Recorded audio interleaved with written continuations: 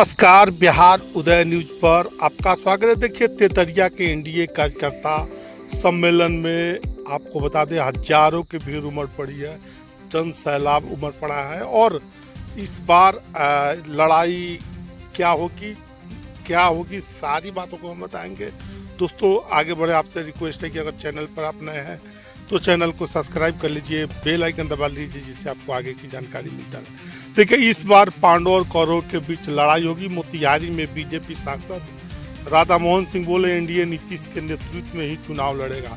मोतिहारी के पिपरा विधानसभा क्षेत्र के तेतरिया में एनडीए कार्यकर्ता सम्मेलन का आयोजन किया, जिसमें शामिल होने के लिए केंद्रीय मंत्री राजभूषण चौधरी, पूर्व केंद्रीय मंत्री एवं सांसद राधा मोहन सिंह सहित एनडीए के नेता कार्यकर्ता उपस्थित हुए। कार्यकर्ता सम्मेलन को संबोधित करते हुए केंद्रीय मंत्री ने कहा कि इस बार बिहार में पांडवों और कौरवों के बीच लड़ाई है। जहां कौरवों में राजा बनने की होड़ मची है, वहीं दूसरी तरफ पांडव हमेशा न्याय के लिए लड़ रहे हैं।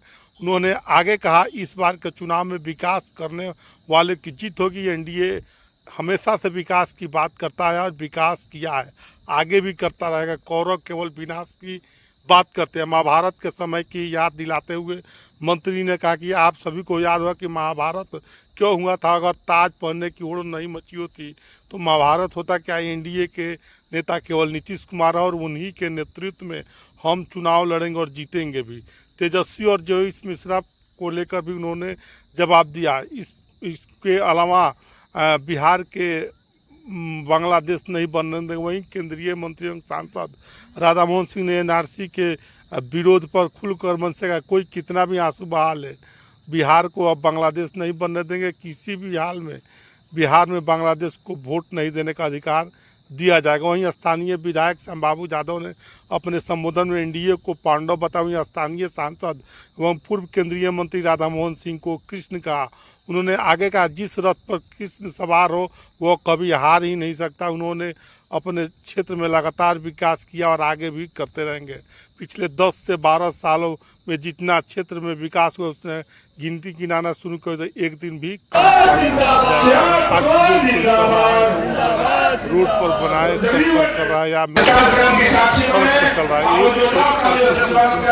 बनवाने का काम किया है। जैसे कि आप देख पा रहे हैं, एक कुंतल माला के फूल के माला से स्वागत किया गया। इसके बाद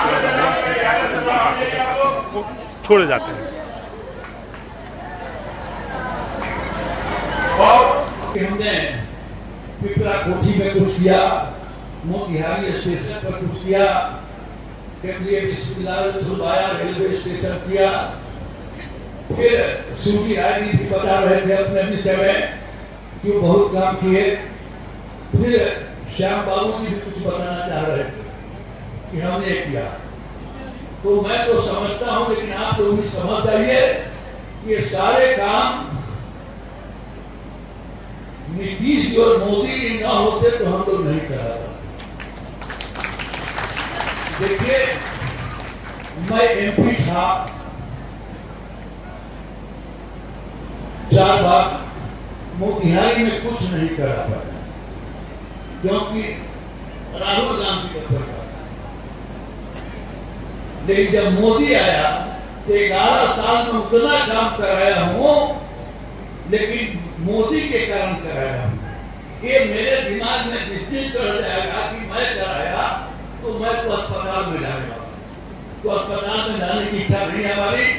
ये सारे मोदी और नीतीश के कारण 2005 के बाद बिहार में प्रगति हुई है। उसके पहले हमारी हालत क्या थी? हमारी हालत क्या थी? रोड में गड्ढा था कि गड्ढा में लोग समझ नहीं आता, बिजली नहीं थी।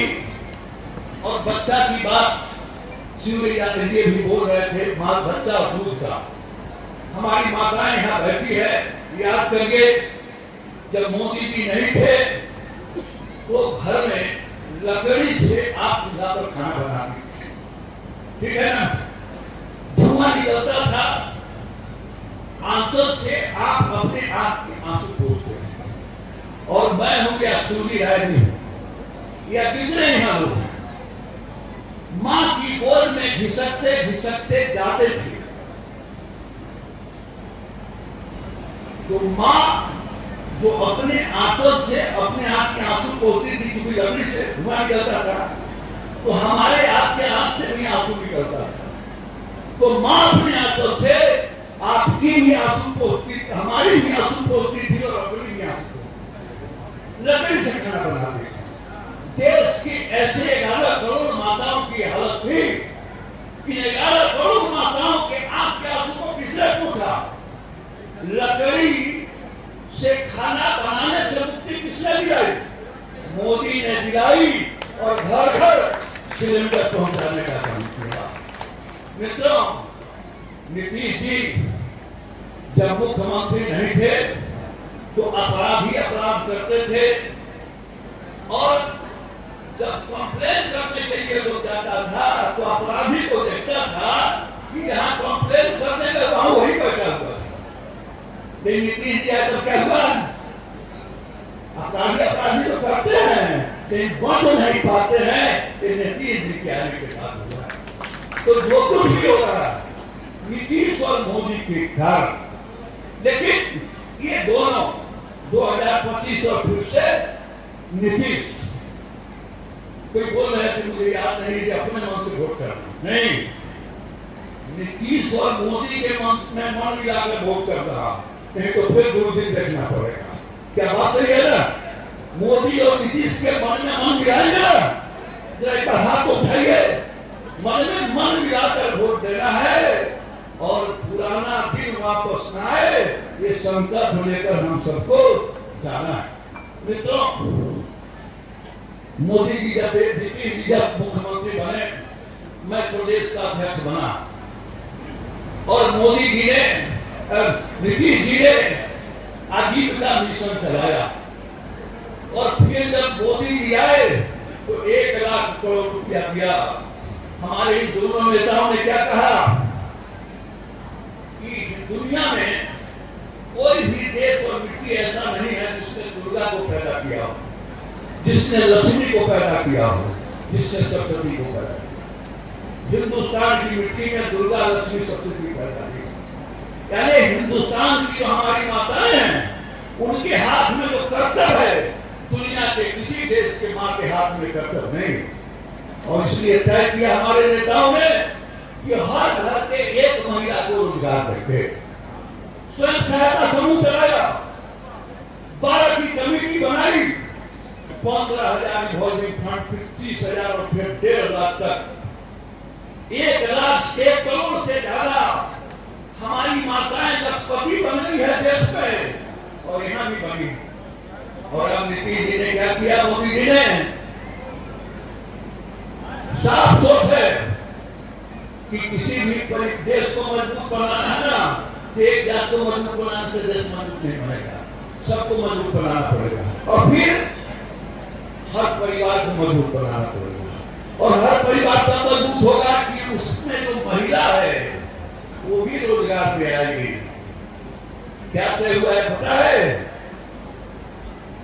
हर घर की एक महिला को 10,000 रुपया नगद स्वरोजगार के लिए फ्री है, और 6 महीने तक अगर उसने काम करके दिखाया तो 2 लाख रुपए तक उसको दिया जाएगा। 2 लाख रुपए तक दिया जाएगा। अभी 2 करोड़ से ज्यादा घरों की महिलाएं स्वयं सहायता समूह के अंदर है, उनका फार्म भरवाया जा रहा है। कुछ दूसरे लोग भी फार्म भरवा रहे हैं। प्रशासन के लोग ध्यान रखे, वो फ्रॉड है, वो मिलने वाला नहीं है। ऐसे लोग असंवैधानिक काम कर रहे हैं, उनको ऊपर मुकदमा होना चाहिए। ये जीविका की जो बहनें हैं वो फॉर्म भरवा रही है, और इसी महीने में शुरू हो जाएगा, 10,000 रुपया आना शुरू हो जाएगा। वो सरकारी फॉर्म है, और बाकी जो कर रहे हैं, फ्रॉड कर रहे हैं, उन पर निगरानी रखना होगा। और ये जो 2.5 करोड़ 3 करोड़ परिवार में हमारी जीविका की बहन है, उनको तो 10 लाख मिलेगा फॉर्म भरने के बाद। लेकिन जिन घरों में जीविका की बहन नहीं है, उनको भी जीविका का सदस्य बनाकर और अगले 3-4 महीने में हर परिवार की एक महिला को 10,000 रुपया देने का काम यही मोदी नीतीश कर रहे हैं। इसलिए मोदी नीतीश से मन मिलाकर वोट देना, अपने मन को नहीं करने देना। भाई और बहनों, ये जो कुछ विषय है वोट चोरी का, मुझे याद है मैं 10 बार चुनाव लड़ चुका हूं। 3 बार के पहले, 4 बार के पहले वोट चोरी होती थी, लूट होता था। आप में से बहुतों को वोट गिराने नहीं दिया जाता था। कहीं नीतीश मोदी आया है तो आप वोट देने चले जाते हैं, नहीं तो रास्ते में घेर के पिटाई होती थी। वोट चोरी पहले होता था, अब वोट चोरी नहीं होती है तो नीतीश मोदी का राज वर्षों बरस तक रहेगा। मोदी और नीतीश के राज को कोई माई का राज हटा नहीं सकता। मित्रों, कहा जा रहा है कि मुसलमान भाइयों के नाम को जाके हटाया जा रहा है। देखिए, जब तक भारतीय जनता पार्टी और नरेंद्र मोदी इस धरती पर है, हम बिहार को बांग्लादेश नहीं बनने देंगे। हम बिहार को किसी कीमत पर नहीं, जो गलत है तो कुछ रखिए, उनको हम देश का नागरिक नहीं बनने देंगे, उनको देश का मतदाता नहीं बनने देंगे। इसके लिए चाहे जिसको जितना आंसू बहे, लेकिन हम बिहार को बांग्लादेश किसी कीमत पर नहीं बनने देंगे। आप देखेंगे अयोध्या में राम मंदिर जब बनाए तो हमारे विरोधियों ने कहा कि सीता जी को भूल गए। अब 1000 करोड़ रुपया दिया है नीतीश मोदी ने और पुनौरा धाम में भव्य सीता माता के मंदिर का निर्माण हो रहा है। भाइयों, एक बार हम लोग खड़ा होकर नीतीश जी और मोदी जी के लिए ताली बजाएंगे कि पुनौरा में भव्य सीता माता के मंदिर का निर्माण हो रहा है। खड़ा होकर हम ताली बजाएंगे और नीतीश जी मोदी जी को बधाई देंगे। और अंत में इतनी बड़ी संख्या में लोग आए हैं, बोलने के लिए बहुत शब्द नहीं है, लेकिन चुनाव जीतने के बाद मेरी सभा है, इतनी बड़ी सभा है, तो आपने मुझे 7वीं बार भेजा है।